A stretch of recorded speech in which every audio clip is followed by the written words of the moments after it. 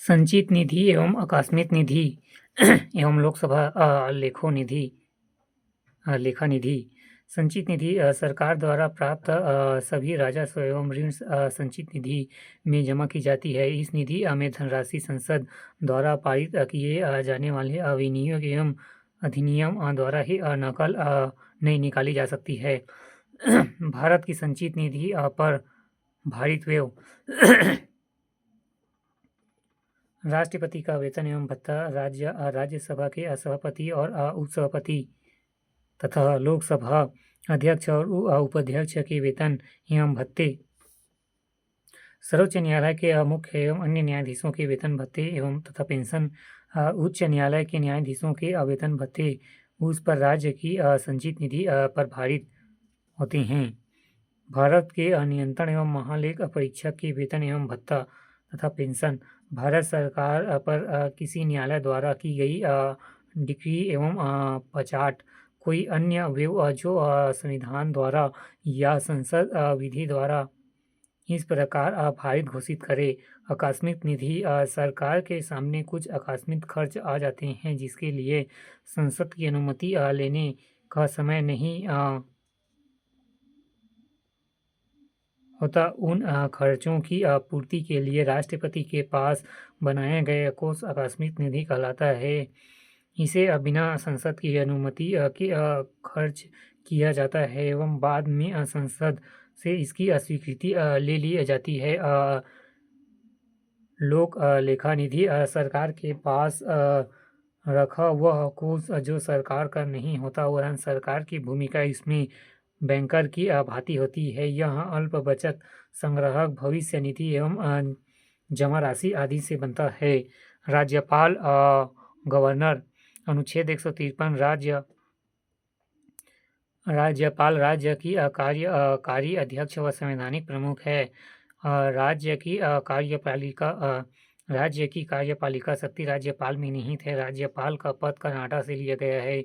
नियुक्ति राष्ट्रपति द्वारा। राष्ट्रपति की प्रति ही उत्तरदायित्व। आयु 35 वर्ष न्यूनतम।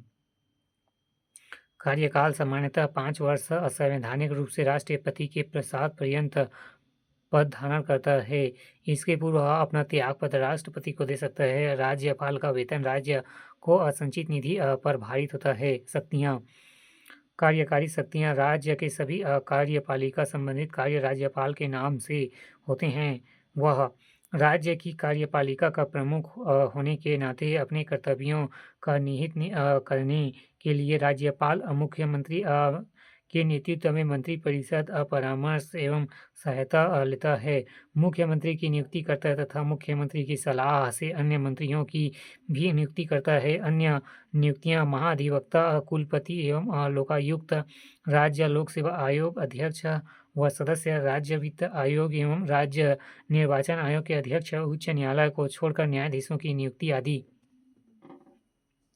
राज्य के विश्वविद्यालयों का पालन कुलपति होता है। वित्तीय विधायी शक्तियाँ। राज्यपाल विधानसभा का एक विभिन्न अंग है।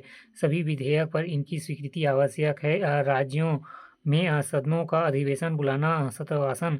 राज्य की विधानसभा को अथवा दोनों सदनों की संयुक्त बैठक को संबोधित करना। मंत्रिपरिषद के परामर्श पर विद्यमान नई विधानसभा को भंग कर सकता है। विधानसभा में एंग्लो इंडिया सदस्य का मनोनयन यदि पहले से कोई निर्वाचित न हो तो। जिन राज्यों में विधान परिषद है वहाँ राज्यपाल विधान परिषद की कुल सदस्य संख्या 1/6 सदस्यों को मनोनीत करता है। किसी भी विधेयक को कानून बनाने के लिए राज्यपाल की स्वीकृति आवश्यक है। इस संबंध में राज्यपाल के पास निम्न विकल्प है। यह विधेयक है का स्वीकृति प्रदान करे। ऐसे होने पर विधेयक कानून बन जाता है। पुनर्विचार के लिए विचार विधानसभा को वापस भेजे। यदि सदन इस विधेयक को संशोधित करके या मूल रूप से पारित कर राज्यपाल के पास भेज दे तो यह स्वीकृति देने से मना नहीं कर सकता। राष्ट्रपति के विचारार्थ सुरक्षित रख सकता है।